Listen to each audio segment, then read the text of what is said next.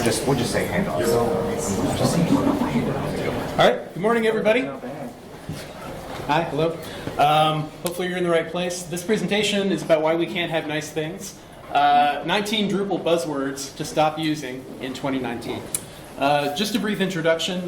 We are Mobomo. My name's Clinton. I'm a technical director with Mobomo, but you're going to be hearing from a bunch of us today. Jason, Eduardo, Lucas, Peter, and Jacob, and Scott I've got lined up over here. The idea behind this talk is we want to have a little bit of fun, complaining just a tiny bit about some of the buzzwords that we hear a lot in the Drupal community that, for one reason or another, we find to be incredibly problematic. But just a little bit about us to begin with. We are Mobomo. We are very proud of a number of the awards that we've won in the Drupal space, both for our technology and design.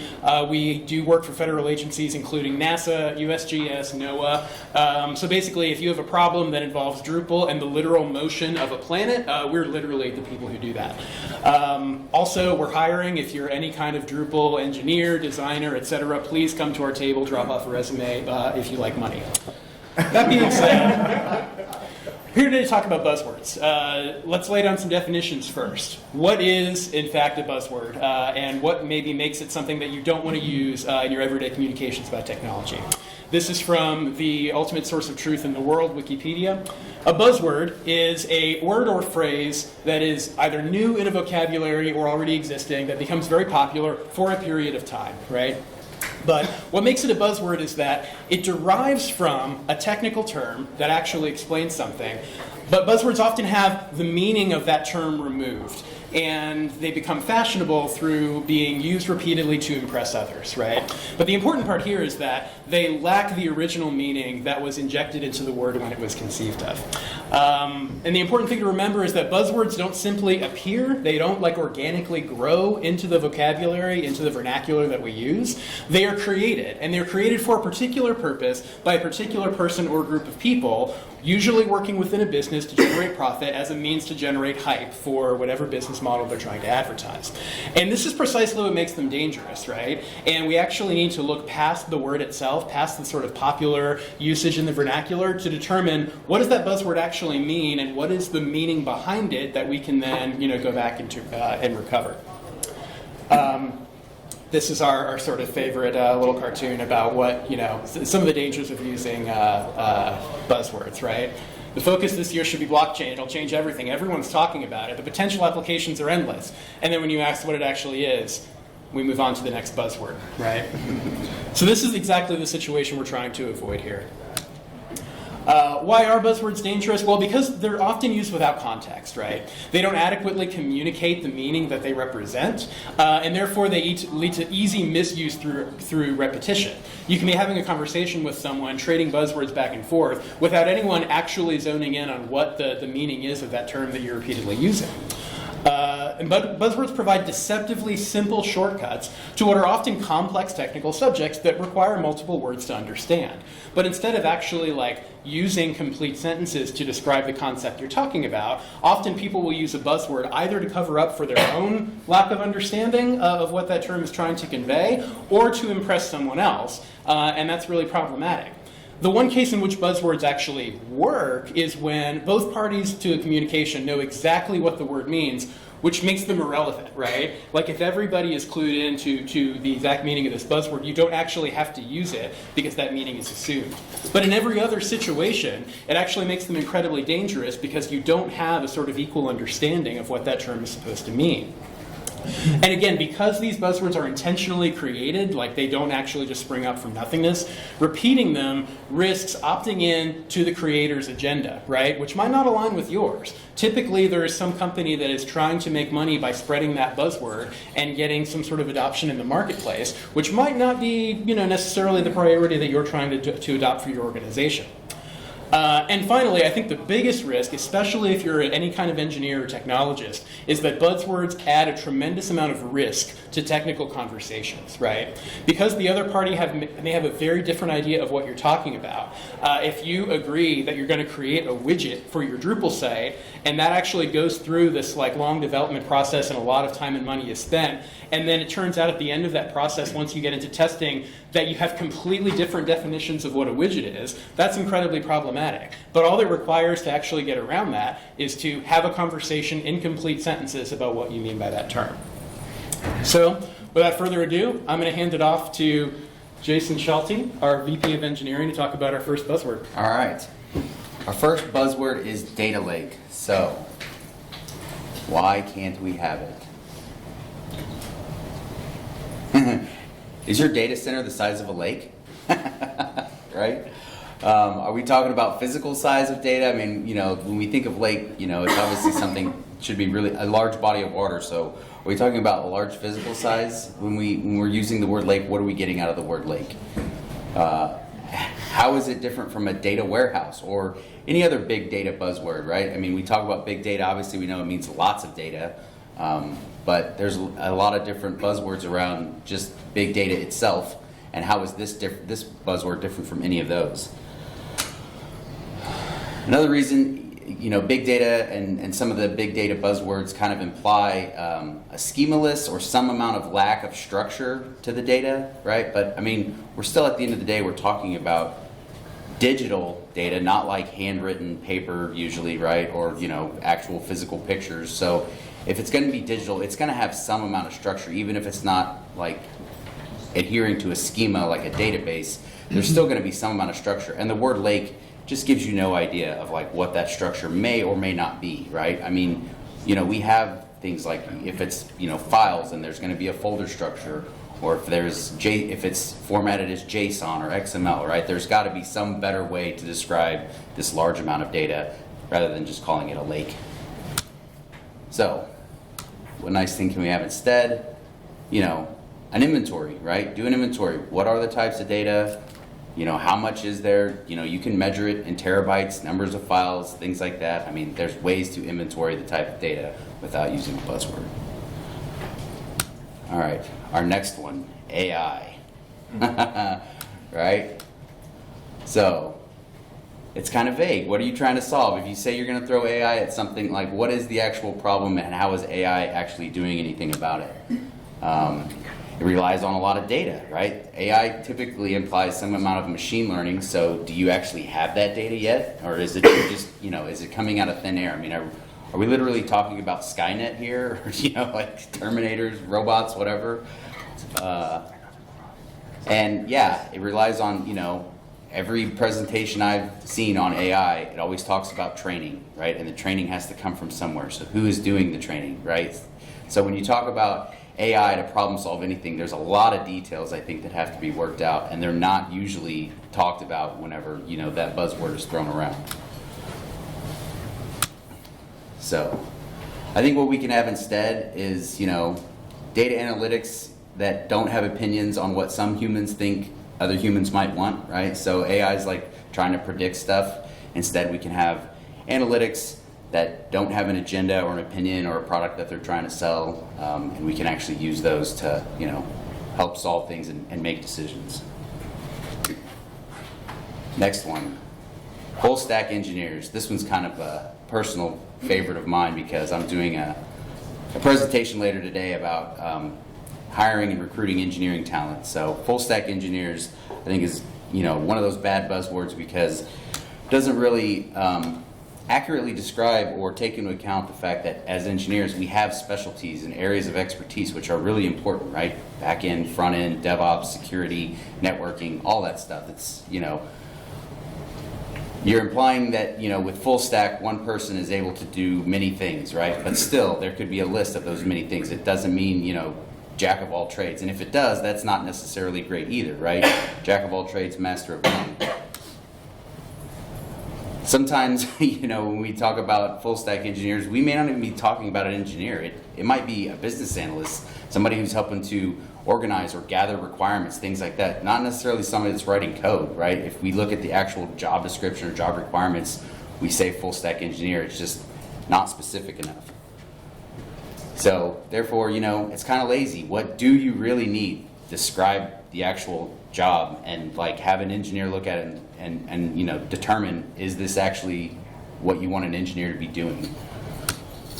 So what can we have instead? Specialized engineers who can learn other skills outside of their specialty, right? So we can teach our back-end developers front-end work, or vice versa, right? We can teach our back-end guys how to do DevOps work, stuff like that. So, all right. All right, so I will be talking about Futureproof is next. So I'm just going to go through these.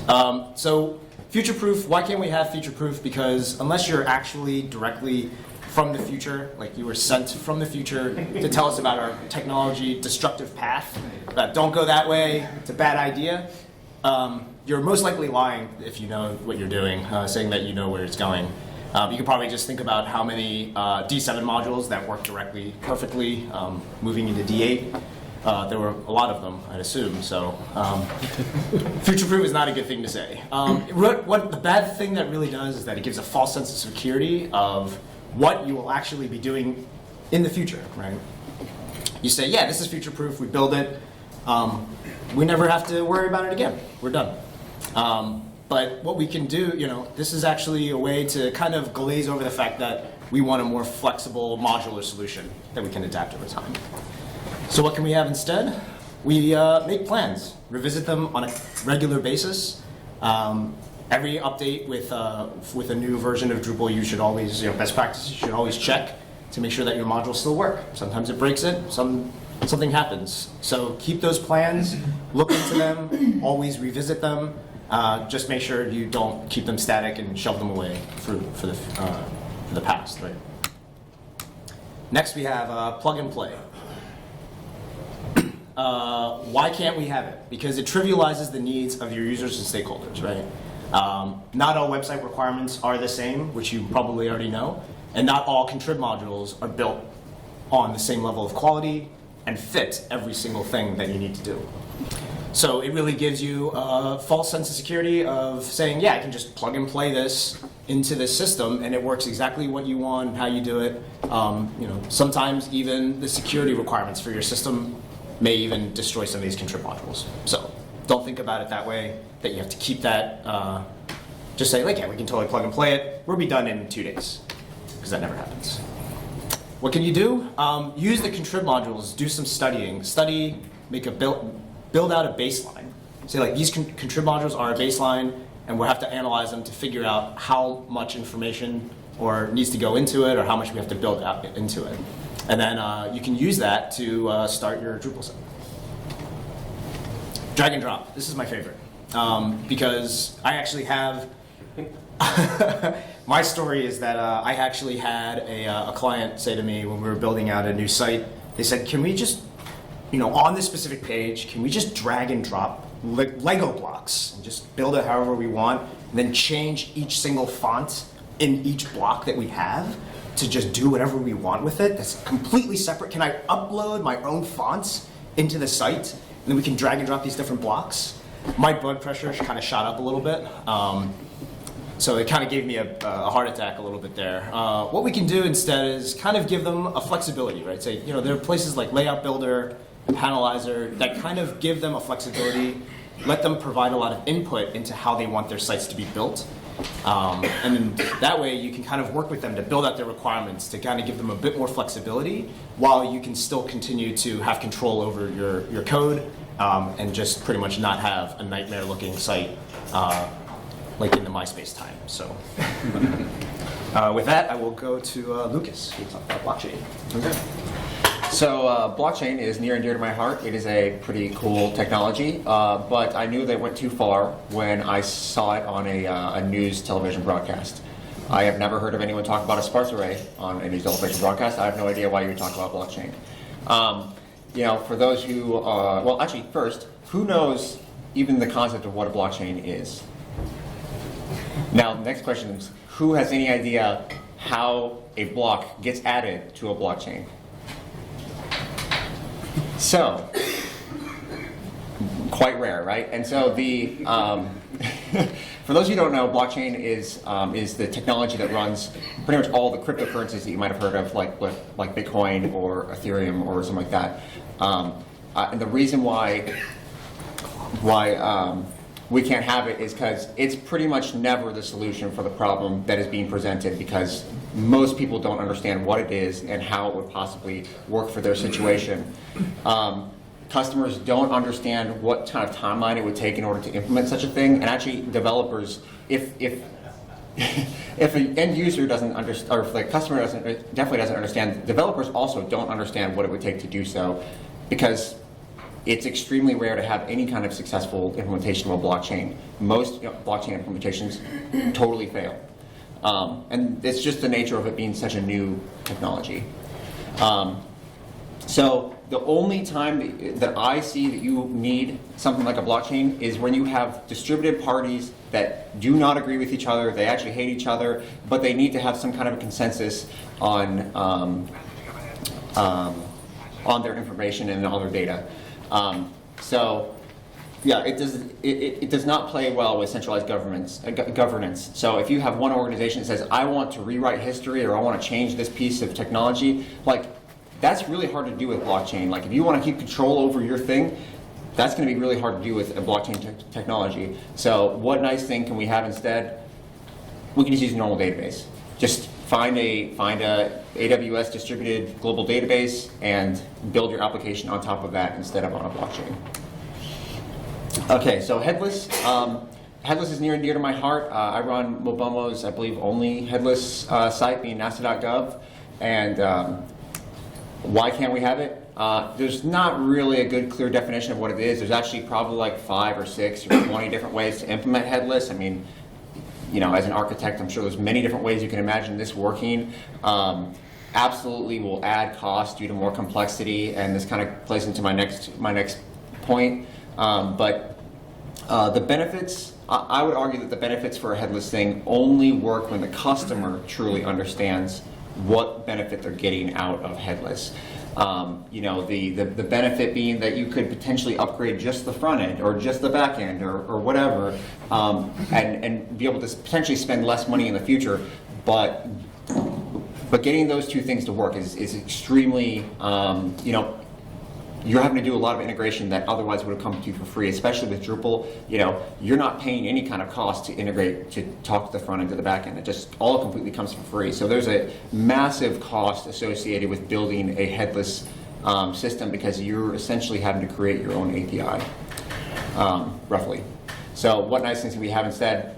Just a well thought out theme. Really kind of think out like what exactly it is that the customer is trying to do. Maybe instead of trying to build a headless site, what actually needs to happen is those APIs that you're trying to pull into your theme, you just integrate it with Drupal and then you pass it through, or you do a reverse proxy with Nginx or some other solution like that. Headless, we use it for security at NASA. Maybe use it because you want to have distributed different teams that don't, that you can maybe parallelize your tasks. But then that comes into the fact that they still have to talk to each other. The thing has to work together, right? So how much of a speed benefit do you actually get? I don't know. So then that plays into something like Decoupled. So what is Decoupled? Like, what are some successful implementations of decoupling? I would say that maybe the only implementation or successful thing of Decoupled I could think of was something like the HTML standard or TCP or something like this, where it's really not that it's decoupled, it's just that people have spent so much time and energy figuring out how you can make this solution broad enough that it is generic, right? You can couple other things onto it. It's decoupled, I guess in that way. But it creates this illusion that you can take a piece of code or whatever and isolate it, and somehow it's going to still work. And you can plug it into all these other things, but in reality, you're creating an API that you need to couple into your Drupal side or your front end or whatever the technology is that you're trying to decouple. It doesn't work in a vacuum. It still needs to talk to something to get its information back and forth. So then you have to use an API. Well, now that API is destroying your decoupled application, and you have to specify what this API is, and it just is a very it's just not defined. It only really works if it's well defined. So it distracts from considerations on how to on all the different states an application can be in, and you have to be very well thought out. In that sense, it in some ways would maybe force you to consider things that you wouldn't have normally considered, but overall it's a bad buzzword because people don't understand, really take into consideration what it would mean and how it would work. So what nice things can we have instead? Yeah, just use the REST API. Like use the existing standards that we already are aware of. Don't describe it as decoupled. Describe what it actually is. Describe that it is REST. It is a Postgres database. It is Elasticsearch. Like that is the API that we're using. That is what we're doing. It's not decoupled. It's already a thing. So widgets. Right. Clinton, you mentioned widgets in the intro here. And I'm trying to get the speaker notes to come back up as they're going on the screen. Oh, God. Yeah. There they go. Okay. Great. So, widgets. Who hasn't heard this at some project at some point, right? Why can't we have it? What is a widget? I mean, it has a completely different meaning to anybody else. Your client might say something like, we need a set of widgets that we can drag and drop into a template. That doesn't tell me a thing. Like what widgets? How many? Do you have any idea what each one of those widgets looks like? What the client sees as like a simple widget might be really complex to actually build. Just a bunch of fields. You've got to template it. They might want variations on that, so you got to theme out the conditions and that kind of thing. They literally don't exist in Drupal, right? You have to build them. Again, this is one of these lazy terms. So what is it you actually need? But what you can do instead, of course, is use some sort of clearly, rigidly defined modular components. When we're talking about like different paragraph types, using blocks or taxonomy, some things. What people are usually after when they're talking about widgets and drag and drop is something like Wix or Squarespace or something, right? But in Drupal, with a lot of work, you can get pretty close with layout builder and like custom block types and paragraphs within that and stuff like that. But there has to be some sort of reasonable expectation on the client side as well as on our side as developers to, we can't replace Wix or Squarespace with Drupal. I mean, like I said, we can get pretty close, but those platforms have had millions and millions of dollars, potentially billions, and lots, thousands of hours of development to get to where they are now. Microsite. This one's near and dear to my heart. If you saw my talk yesterday, and actually the talk I went to right after that also used this in their title. I thought that was pretty funny. And it's actually an actual content type on the USGS site, which I work on also. So it's not like we don't use this word, excuse me, but it's another one of those that's just thrown around so much that it's kind of stopped having any real meaning. Saying something that is micro might just imply that it's small or easy or fast to build. Obviously, this couldn't be further from the truth. This is a very complicated way to set up your site. You want to build a set of microsites. Well, what does that look like? Is it a single page? Is it a collections of pages? Is it like a section of your site, like departments, and you have some access controls? Are we having multiple domains pointing at these things? Again, you can see the complexity gets pretty intense pretty quickly when you're talking about what the microsite actually is. When you're describing the functionality and the requirements, a lot of times the end result is that you don't actually need a microsite. You just need to really build out your content types in a very specific way. Also, just make sure that we're not confusing this with multi-site. Some people might think, oh, microsite and multi-site, that's the same thing, right? Definitely not the same thing. Drupal doesn't support multiple sites per Drupal instance, but this isn't that, right?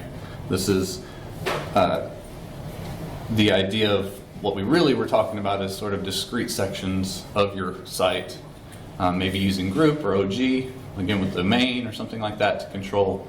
If I go to this URL, I end up in this part of my website, basically. All right, my last one here is Drippler, or Drupalists. How many Drupalers out there? I particularly don't like this one myself. I think, Drupal being a PHP framework, obviously we use HTML, CSS, with Twig, and even with Drupal 8, we've come even further along in kind of being more general in the kind of the broader PHP community with Composer and Symfony and all those kinds of things that we now have to use as part of building Drupal sites.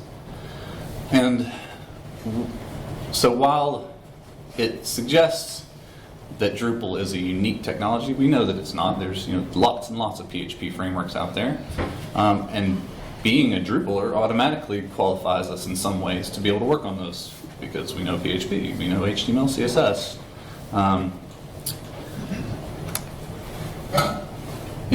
It's a generalization in my mind that I think hurts us as a community because we're pushing towards a more standards compliant CMS, right? We're using all these components that can be used in all kinds of other kinds of projects, right? And it includes people like DevOps. People tend to include them in this term, right? But DevOps people typically don't do a lot that is Drupal specific, right? Your DevOps people are a lot of times qualified to handle some of the challenges that Drupal frequently presents, just by the nature of the way it goes about things.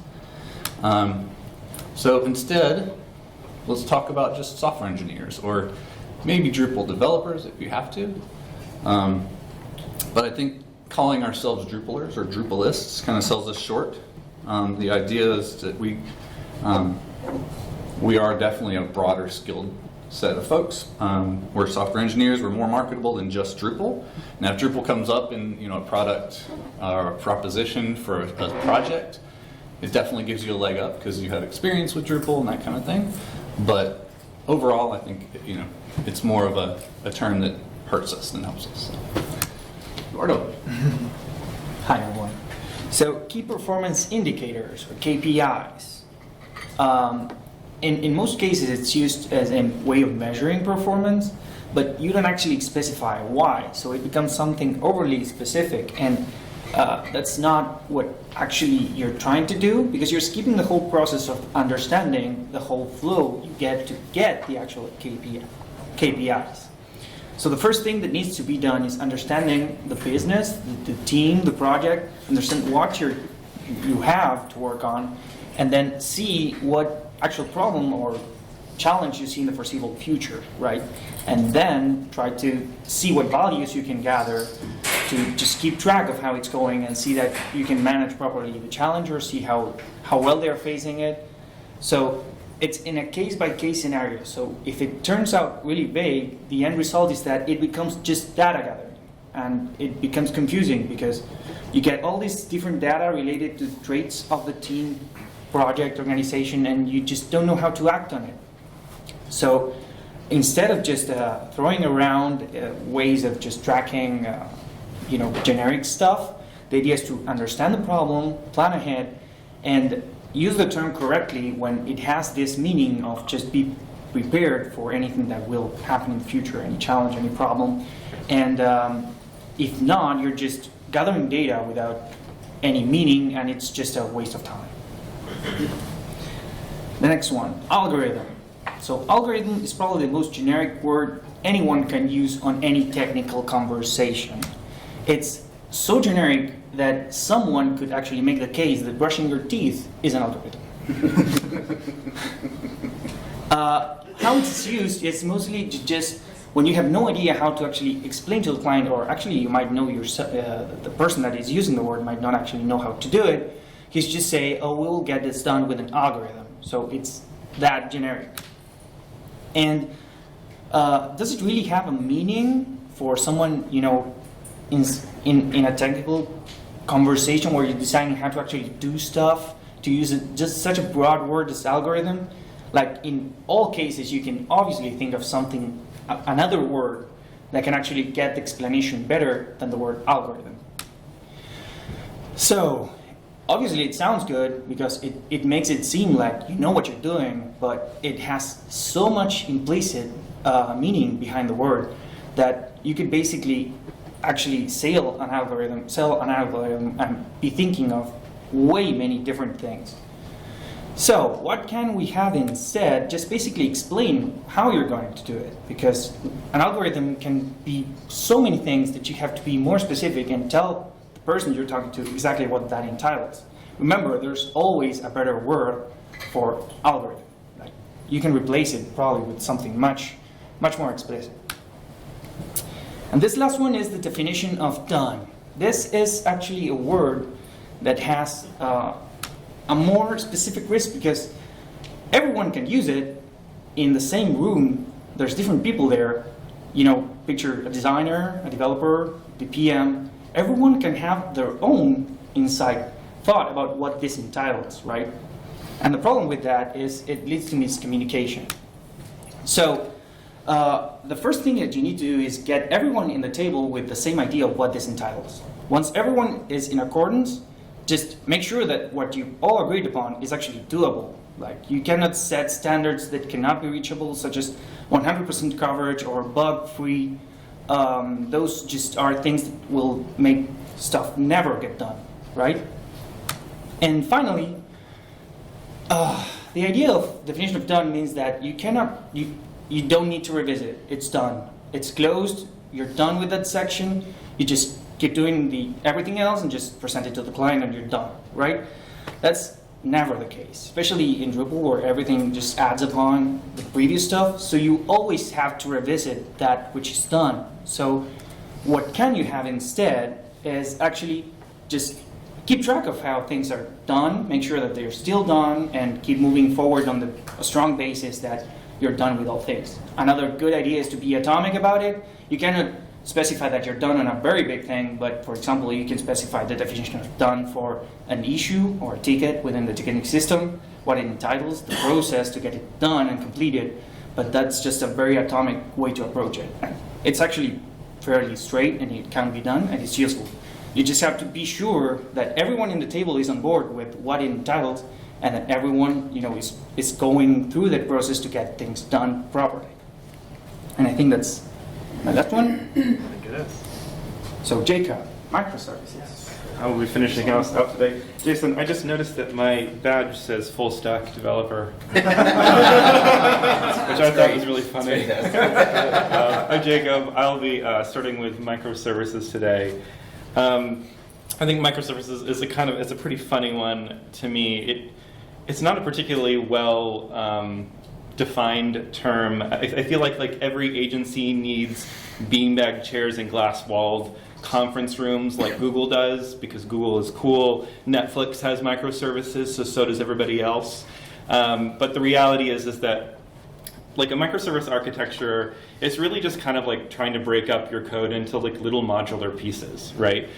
So that you can swap them out when they either become outdated or whatever. It's actually going back to decoupling. It's really more like loosely coupling things so that when something becomes outdated or you want to use something else, you can swap it in. So it does have a definition to some degree, but there's no official way of talking about it. The bigger problem is that in doing this, you end up adding a huge amount of complexity, and you need a lot of specific knowledge of how to do that. And frankly, Drupal already has this built into it with the idea of modules. I mean, that's really what it already is. But if you do a microservices architecture, then you end up adding a lot of technical debt to your project, and it often doesn't play well with centralized governance, and every other piece has to cope with the failure of another piece. It can be really problematic across the board. The term itself is also generally not helpful. You should probably just stick with modular software that scales, and because that's really what you're aiming at, is scalability, so that you can swap out pieces and grow as your project grows.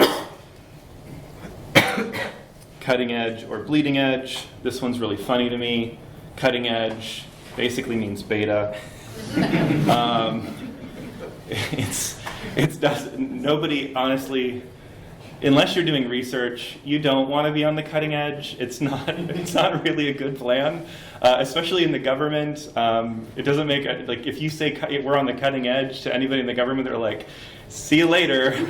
You're not getting this project. And if you're in the Drupal community, like, you're in a community where people have already built, like, in many cases, really stable and powerful features for you. Why would you reinvent the wheel? Like, if you need to build a widget, why would you rebuild paragraphs when it already exists?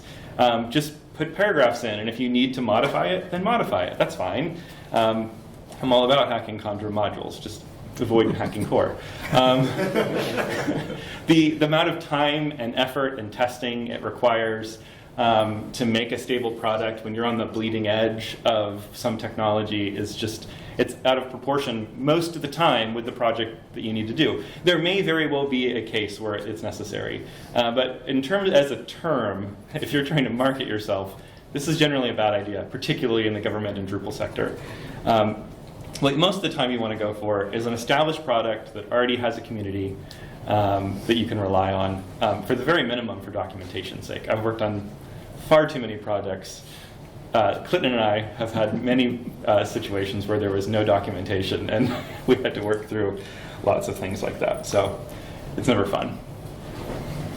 Oh, my favorite. Cloud first. This one, oh my gosh, makes no sense. So cloud, who knows what the cloud is? I bet every single one of you has a different idea of what that is, actually. I probably do. So, okay, if you talk to somebody who doesn't work in technology at all, if you say, what's the cloud? They probably think Google Drive. And if you ask somebody who is a DevOps guy, they probably think AWS, Azure, whatever. And those are completely different technologies. I mean, they probably run to some degree in a similar fashion, but at least the thing that people are thinking about are completely different. And if cloud is first, well, what's the second thing that you're working on? The thing is the cloud first is getting this idea that the first consideration that you need to have is everything that you have needs to be in the cloud. But I ask why? Like, okay, sure. Maybe your files could be hosted in Azure or AWS or some other hosting platform. Or I was trying to think of, what's the other one? Rackspace or whatever. That's fine. That sounds great. That's generally a good idea. It offloads a lot of your data, so you don't have to host it yourself. But your local code could be on some other platform, just connecting to it. I mean, there's the what's that module called? It's at the bottom here. S3FS. Yeah, there it is. S3FS module and stuff like that. Like, that can connect you to that. That's great. But generally speaking, you don't need to put everything in the cloud. In fact, most of the time, I think you don't. You shouldn't. It adds, again, it's this theme of most of my words here. It adds a lot of technical debt to your projects that you don't necessarily need. You may find that it makes sense to do it for some of the things that you need to do. But this mentality of everything needs to be in the cloud first is not generally helpful across the board. And in governance, especially, it may not be allowed. Like, a lot of government agencies won't let you do that. And then even with Drupal, some things won't play pretty if you try to break them up too much and use them in the cloud that way. My last one. You're a buzzword here. So there's this Italian musician. I'm going to try to say his name. His name is Adriano Celentano. There you go. He wrote a song in fake English. He intended to display what English sounds like to non-native speakers. And it sounds amazing, but if you're a native English speaker, you're listening to it, everything sounds right, but you think you're going insane because it doesn't make any sense at all. And that's honestly what buzzwords are like. Like, you sound really cool, but you're not making any sense because the word you're using are meaningless. They mean different things to different people. And communication breakdown is just super easy under these circumstances. People latch onto them without fully understanding them, or if they do understand them, they're talking to somebody who often may not understand them or has a different understanding of what it means, and so they both use them and they both nod their head, and no communications really happened. And as we mentioned before, 6 months down the timeline, there's a lot of problems. They get overused, and they take on really bad meanings.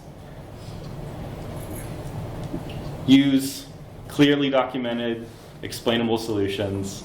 Look, we're going to probably keep using these words. I will. We've already talked about how some of our talks use them. You can attend Jason's talk later today about Fullstack Engineers. It's going to happen, and you don't have to punch yourself in the face or anything for using them, but just be aware and be specific as best as you possibly can. Thank you guys for your time.